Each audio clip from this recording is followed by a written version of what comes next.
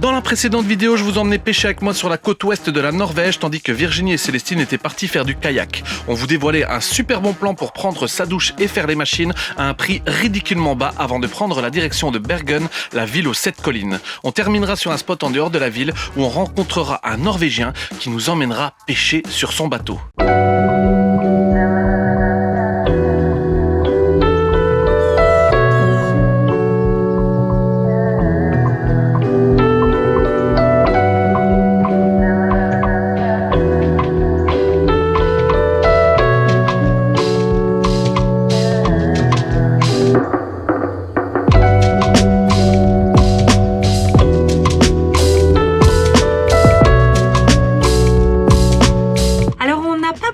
Aujourd'hui parce qu'on annonçait du beau temps et qu'on avait vraiment envie d'en profiter et d'être ensemble. Et j'avais repéré un petit spot de jour où se poser, une aire de pique-nique au bord de l'eau. C'est absolument magnifique. On adore cet endroit, on a envie d'y rester pour toute la vie. Et donc on s'est posé ici, on a un peu travaillé pour l'école, on a discuté bien sûr, on a pêché, on s'est un peu baladé. Et puis Édouard, c'est notre dénicheur de bons plans. Il a repéré un sauna ici à peine une 50aine de mètres. Et voilà, en fait, après s'être un petit peu renseigné, on a compris qu'il était possible de réserver en ligne et donc de payer en ligne également. Et puis après, ensuite, on obtient un code. Alors, il faut, a priori, apporter son propre bois. Donc, nous sommes allés dans une maison là-bas derrière. On a vu sur Google Maps qu'il était possible d'y acheter du bois. Nous sommes partis à pied chercher une, 40 litres là, de petites bûches parce que c'est un sauna qui fonctionne au bois, vous l'aurez compris. Bon, on s'est rendu compte après réservation qu'en fait, il était possible d'acheter du bois directement là-bas au sauna. Mais que soit. Comme ça, on a notre petite réserve de bois avec nous.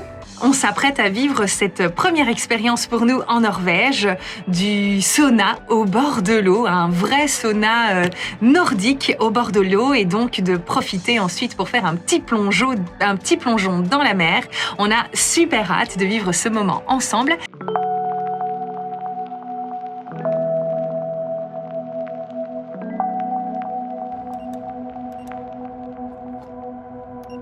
Et la petite... Oui, putain, elle est fraîche. Voilà. Tire dessus. Ok. C'est coulissant. Ah ouais. Ok. C'est ici qu'il faut remplir le bois. Ah, ça fonctionne comme une petite cheminée en fait. En fait, là on va mettre le bois. Ouais. Ça va chauffer. Et puis en fait toute la chaleur va passer ici. Ça va chauffer les pierres. On appelle ça des pierres de lave. Alors je sais pas si c'est sûr que c'est des pierres de lave ici. Mais en fait ça va chauffer tout ça. Et après on va prendre la louche ici. Et on va mettre de l'eau dessus. Mais comme ce sera bouillant, ça va faire... Et alors il va y avoir plein de vapeur d'eau qui va s'échapper. Et ça va réchauffer la pièce.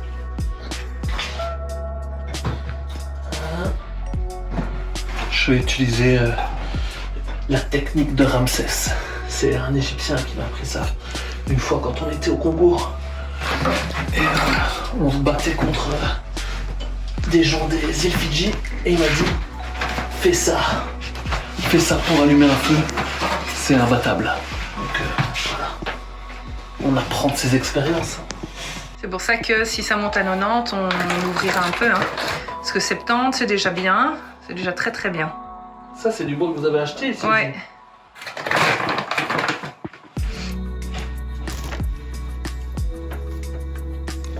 Oh shit.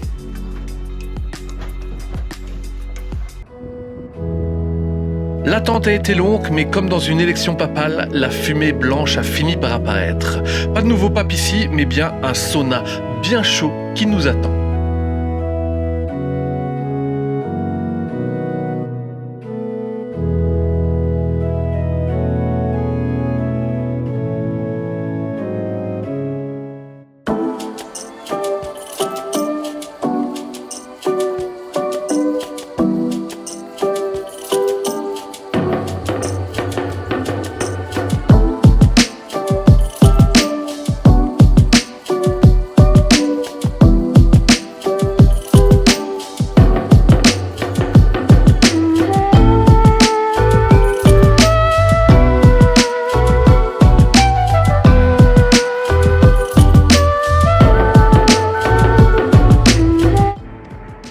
Moi, je suis encore toute écarlate de ce super moment passé ici avec Vincent et les enfants.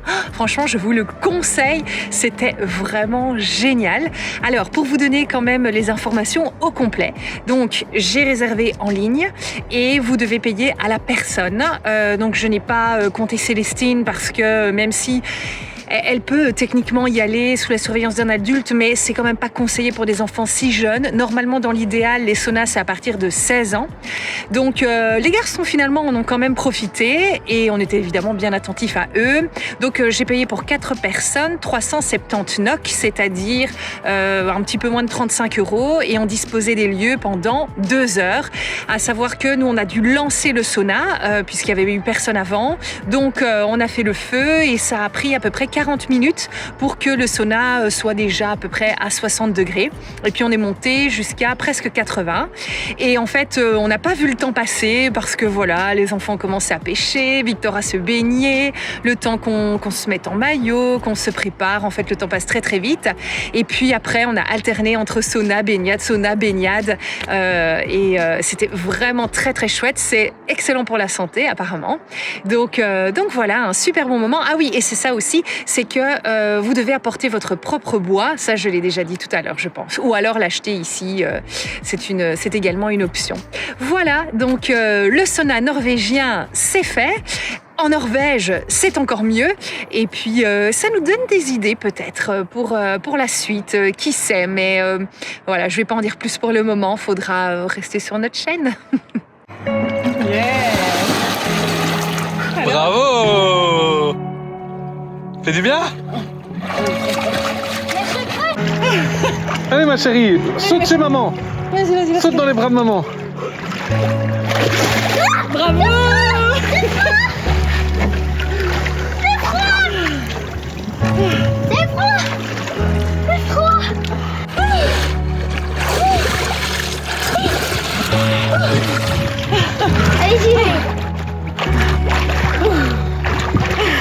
Vas-y, réfléchis pas. Non, réfléchis pas. Maman est là pour te réceptionner. Ou alors tu cours même. Celle-ci ne réfléchis pas. Ah ouais, non, bah ouais. Allez, cours. C'est qui la courageuse? Tu fermes la bouche et les yeux et tu vas. Vas-y Virginie. Je suis là. Réfléchis pas, Célestine. Vas-y ma chérie. Célestine, réfléchis pas. Tu vas y arriver. Mais tu réfléchis pas. Ok? Ferme la bouche, les yeux. Yes! Virginie, vas-y.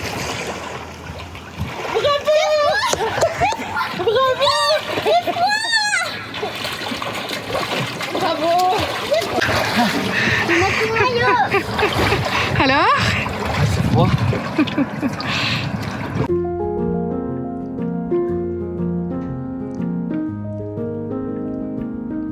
Je prends le temps de profiter de ce moment magique. Je me sens bien, c'est si bon d'être là.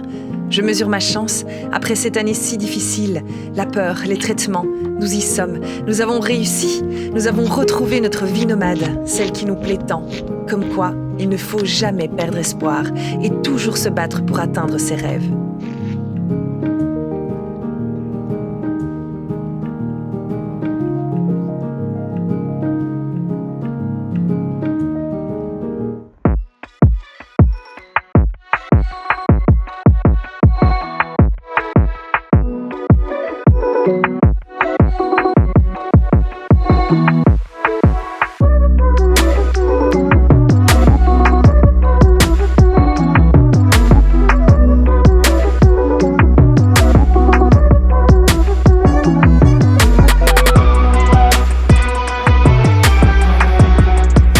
Les amis, sur la route en direction des Lofoten, eh ben, on s'est arrêté ici. Alors, on savait pas trop, mais on est dans la région où il y a le point culminant de la Norvège. Je pense qu'il est à 2400 mètres. On est dans le Sognefjell.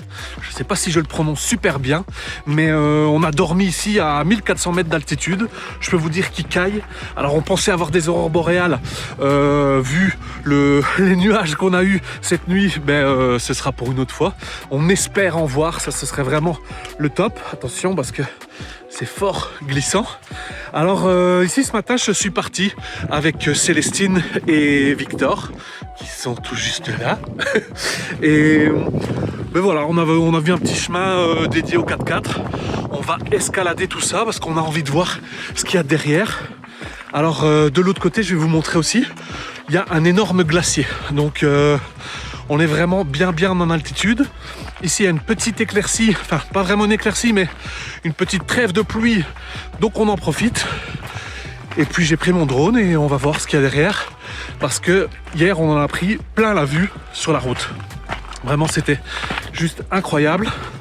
Alors on reçoit pas mal de messages en disant oui, la Norvège c'est toujours pluvieux, il faut vraiment avoir de la chance quand on a du soleil. C'est vrai que tout est plus beau sous le soleil, mais c'est très beau aussi quand c'est nuageux comme ça. Et donc celui qui veut venir 2 semaines au soleil ou 3, ben, il vient pas en Norvège, ça c'est sûr. J'ai pas l'impression qu'il y a des longues périodes comme ça ensoleillées. Donc voilà, nous on en profite en tout cas, on trouve ça toujours superbe, qu'importe la météo. Alors on a dormi tout juste là, Edouard est resté au camping-car. Et ce matin, il y avait des gens qui se baignaient dans ce lac. Alors je peux vous dire qu'il fait déjà très froid dehors, mais alors l'eau, je sais pas combien de degrés elle doit être, mais vu leur tête, c'était quand même bien caillant. Et puis ben, la vue, magnifique quoi. Magnifique.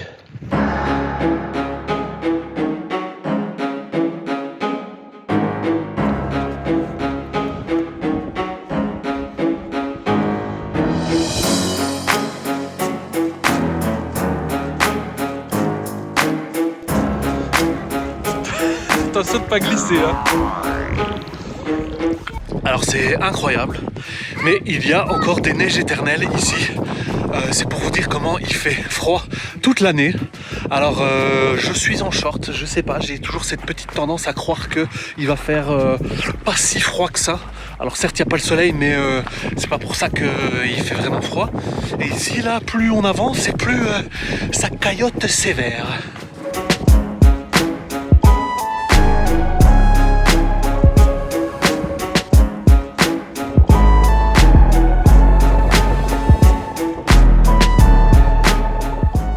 Alors il y a un genre de mousse au sol comme ça, très épaisse. Je peux vous dire que ça glisse. Alors regardez, il y en a partout. Partout.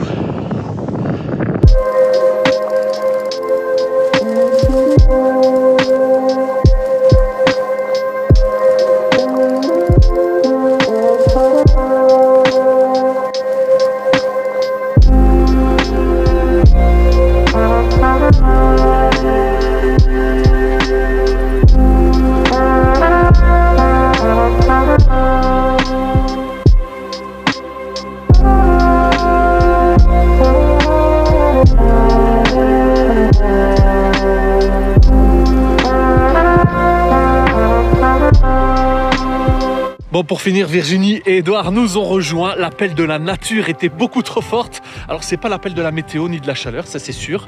Mais voilà, c'est tellement incroyable comme paysage que une fois que les devoirs sont faits, les leçons apprises, le ménage, etc.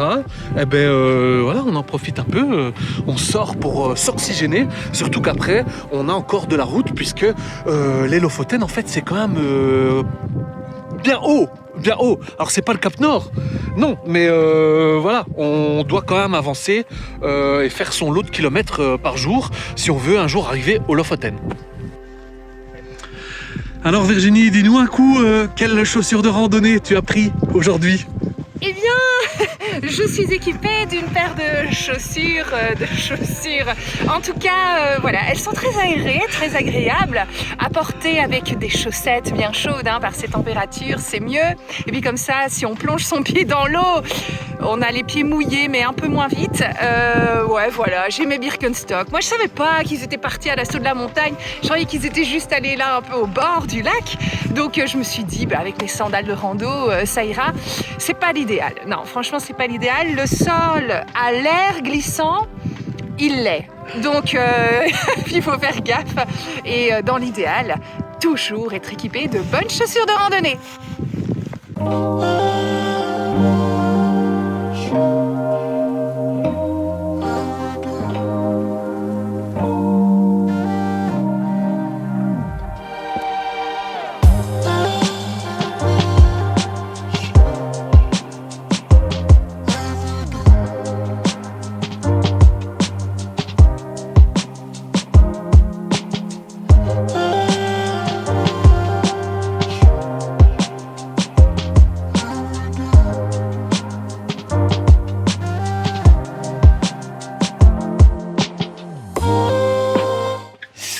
Quoi, vous voulez les coordonnées de ce super spot? Vous pensez qu'on va vous le donner comme ça? Non, va falloir chercher et trouver ce petit sticker des pois pointes que je vais coller juste là. Bonne chance. Autant trouver une aiguille dans une botte de foin, mais une fois que vous aurez trouvé le sticker, c'est bien juste en face, vous avez le parking où vous pourrez passer une nuit au calme et être réveillé par les cloches des moutons.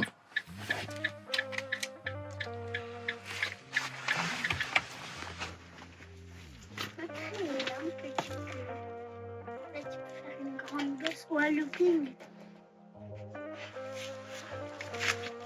Et voilà.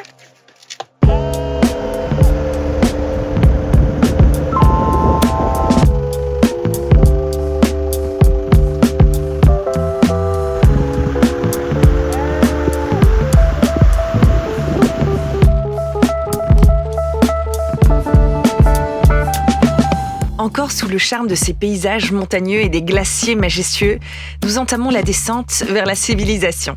Nous retombons sur une autre route panoramique et nous ne savons plus où donner de la tête. Et oui, ici en Norvège, à chaque virage, c'est magique. Cascades, torrents, vallées fleuries de bruyères, montagnes au sommet enneigé, ce sont les 4 saisons à la fois. Toutes les beautés de la nature réunies autour de nous. J'essaye de tout voir, de tout retenir, de m'imprégner un maximum. C'est si beau et serein. Il y a très peu d'habitations, quelques maisons en bois qui semblent si isolées. On croise peu de voitures, on se sent seul au monde, privilégié. On s'arrête toutes les 5 minutes pour prendre le temps d'admirer et pour photographier les paysages, de peur de les oublier. Comment pourrions-nous ? Impossible. Je pense que la Norvège ne s'oublie jamais. Elle nous marque pour toujours, c'est certain, et nous pousse déjà à y revenir.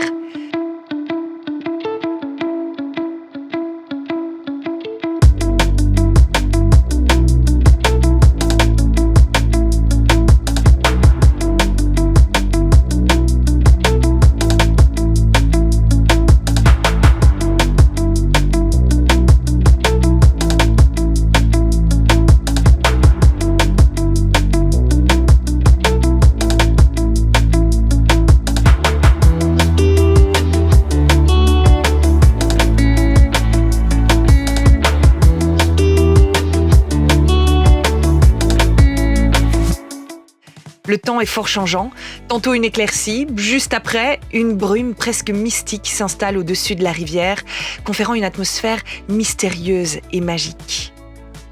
On redescend en altitude, nos oreilles bourdonnent, le paysage change petit à petit. On a quitté les montagnes pour se retrouver dans une vallée qui nous semble infinie. Les couleurs ont changé aussi, c'est déjà l'automne. Les arbres sont parés d'orange et de jaune. On se pose encore pour immortaliser ces moments.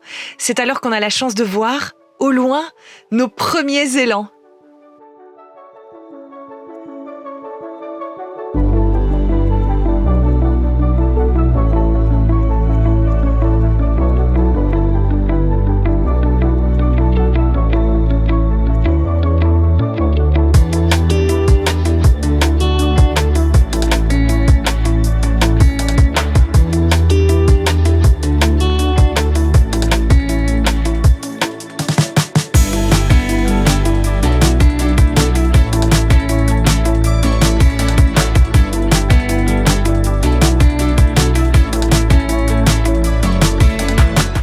On arrive ensuite dans un joli village d'où on aperçoit au loin les flèches d'une église en bois debout qui tendent vers le ciel. On en profitera pour faire une pause, se dégourdir les jambes, visiter l'église et sentir l'atmosphère du village de l'Homme avant de reprendre la route, toujours vers le nord. Nous voici arrivés aux portes de la ville de Trondheim. C'est la 3e ville du pays après Oslo et Bergen. Et j'étais assez curieuse d'aller visiter cette ville et d'y découvrir son ambiance. Apparemment, elle est fort différente de Bergen et d'Oslo également. Donc, nous nous sommes garés ici entre les terrains de foot et le musée du folklore, ici à Trondheim, qui apparemment est assez chouette. C'est un grand parc avec des reconstitutions de villages de l'époque et vous pouvez aller y découvrir comment est-ce qu'on fabriquait les maisons, comment est-ce qu'on construisait les maisons, comment est-ce qu'on vivait à l'époque dans ces petits villages en bois. Il paraît que c'est plutôt chouette et que, je pense, le week-end, il y a des animations. Donc, c'est juste ici, derrière moi. Et puis, pour aller visiter la ville, eh bien, nous allons prendre les vélos et en plus louer des trottinettes électriques. Donc, les enfants sont plutôt contents. Pour les louer, c'est pas très compliqué. Il suffit de télécharger l'application. Donc, vous scannez le QR code qui est sur la trottinette. Vous téléchargez l'application, vous rentrez vos coordonnées bancaires et puis ensuite, il vous suffit de, encore une fois, scanner le QR code pour débloquer la trottinette. Et il faut savoir qu'en plus, on a bénéficié des 15 premières minutes gratuites. Donc, la descente jusque Trondheim ne nous a rien coûté. Par contre, je pense qu'on a payé au retour à peu près 7 € pour remonter avec une trottinette. Et la montée est plutôt costaude. Elle a mis un peu plus de temps parce que ça grimpe.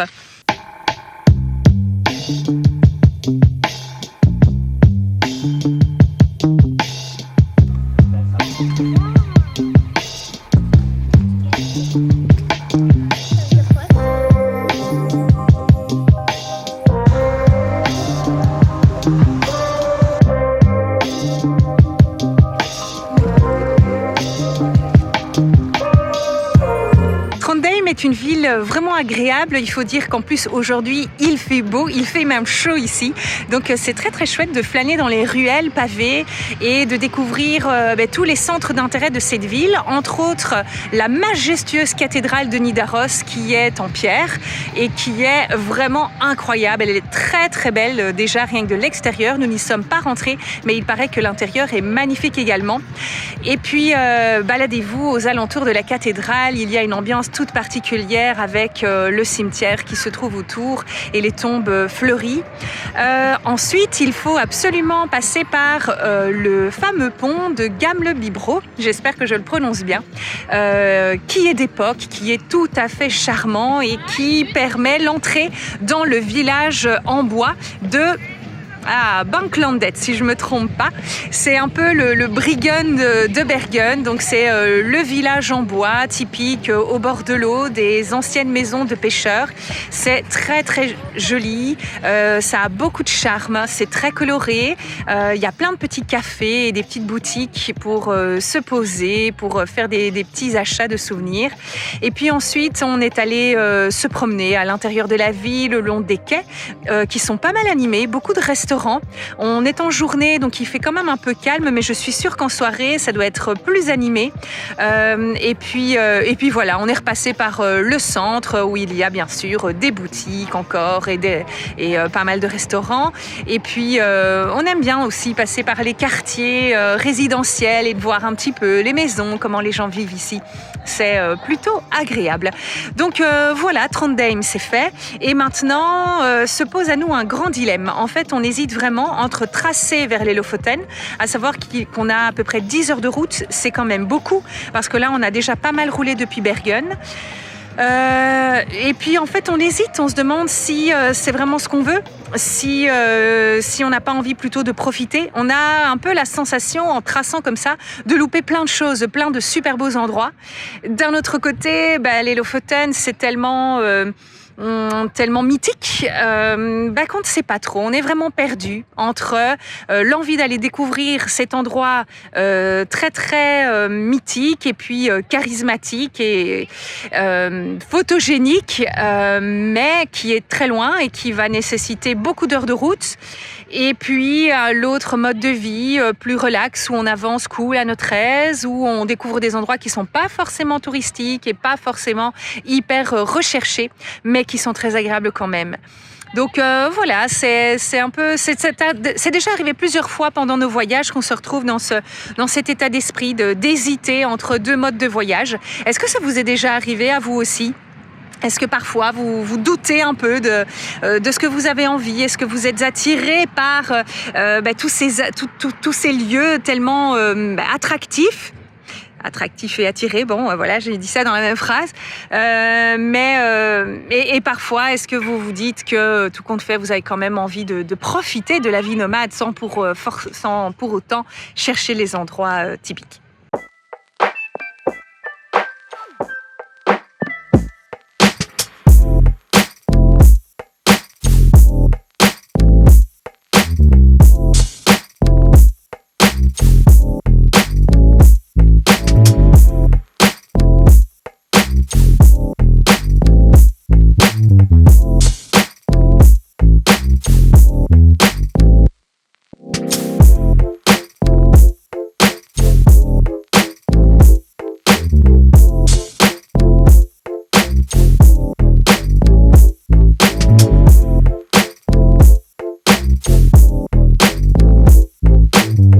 avoir discuté tous ensemble de ce qu'on avait envie et besoin, eh bien, on a pris la décision de faire une pause. On s'est rendu compte en fait que ça faisait déjà 1 mois qu'on était partis, même si le temps a filé à toute allure, on n'a vraiment pas vu le temps passer, mais voilà, ça fait déjà 1 mois. Avant ça, on a vécu une période quand même assez intense et stressante avec les préparatifs de départ, tout ce qu'on avait à faire au niveau du boulot également. Et donc, c'est vraiment important qu'on puisse se poser. On a donc décidé de venir dans un camping, c'est très très rare. Nous, on est plutôt spot nature pour une question de budget et puis de sensation de liberté. Et puis, comme on est assez autonome, on n'a pas vraiment besoin d'aller dans des campings. Mais cette fois-ci, on a décidé peut-être que ça nous ferait du bien d'avoir un petit peu plus de confort quand même que d'habitude. On a choisi vraiment un camping qui nous correspondait et puis un camping super bien coté sur Park4Nights. Donc on n'a pas roulé énormément au-dessus de Trondheim, je pense à peu près 1h20. Donc on est au nord de Trondheim, on est au bord d'un fjord. C'est un camping magnifique, vraiment incroyable. Pour y arriver, il faut emprunter un petit chemin de gravier assez étroit, accessible malgré tout, et on arrive au bout du monde en fait. C'est vraiment le camping du bout du monde, il n'y a pas de route passante et donc c'est très très très calme. J'ai l'impression qu'on est les seuls à faire du bruit ici. Donc voilà, c'est très très agréable, très serein comme endroit, c'est tout ce qu'il nous fallait. En plus, il y a des chouettes infrastructures, il y a une espèce de petites maisons comme ça disponibles pour les campeurs avec une cuisine, une salle à manger, et donc on a un peu pris possession des lieux. C'est parfait pour nous, pour préparer des repas, faire la vaisselle et puis travailler pour l'école aussi et puis bosser. Vincent et moi, on travaille également à nos propres comptes. Et donc, ça nous fait du bien de nous poser, d'avoir du temps pour avancer dans différents projets. En plus, il fait très très beau et on avait aussi envie de ça, d'être dans un beau cadre et de pouvoir, une fois les tâches accomplies, en profiter en nous baignant, en pêchant ou bien en faisant du kayak ou encore en faisant une belle rando. C'est ce que nous allons faire. On a repéré, grâce à l'application Hut, qui répertorie toutes les randonnées à faire en Norvège, on en a repéré une qui va nous permettre de monter là-bas dans la montagne et d'atteindre un lac de montagne et peut-être aussi une petite cabane. On verra ça. Donc voilà, pause. Une pause s'est imposée. On a pris le temps de s'écouter. On a aussi eu l'occasion de voir nos premières aurores boréales. Elles étaient toutes timides, toutes légères. On les a plus captées grâce à nos appareils photo qu'avec nos propres yeux, même si on discernait des choses. Mais on était tout fous, tout excités et on espère évidemment en voir d'autres. Et puis voilà, que la suite de ce voyage se passe au mieux. Qu'on aille visiter les Lofoten ou pas, on verra. De toute façon, ce pays est tellement beau. Je pense vraiment que ce ne sera pas la dernière fois qu'on vient ici. Et puis voilà, on décidera de tout ça ensemble, dans tous les cas. C'est le plus important.